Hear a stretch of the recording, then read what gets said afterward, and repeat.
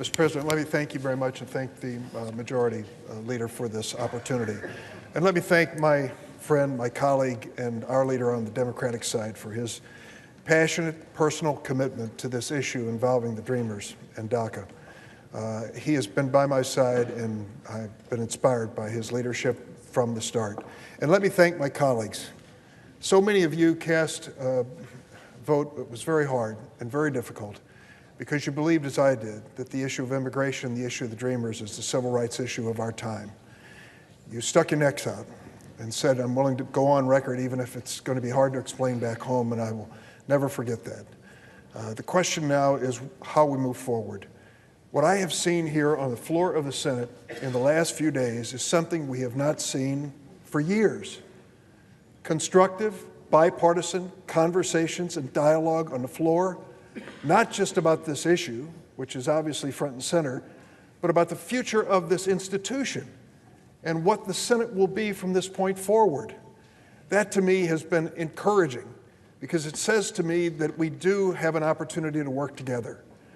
My special thanks to Senator Susan Collins, my friend, and Senator Lisa Murkowski for joining with Jeff Flake and joining with Lindsey Graham and joining with Cory Gardner and others who've been working on this issue for so long to try to make a positive impact on this debate so that we can move forward.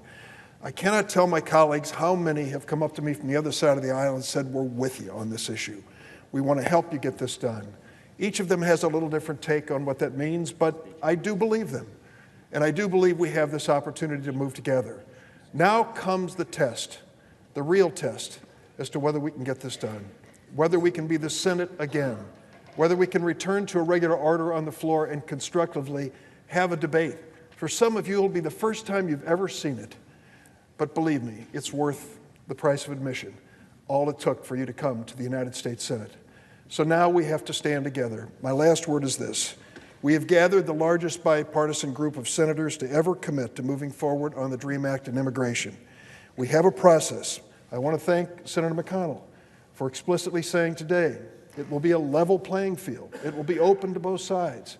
We will move to the issue, as you characterized it this morning, of DACA and immigration. Thank you for doing that. I believe that that sets the stage for us to work together. For the first time in 5 years, we will have a debate on the floor of the Senate on the DREAM Act and immigration. To all the Dreamers who are watching today, don't give up. I know that your lives are hanging in the balance on what we do here on Capitol Hill and with the White House.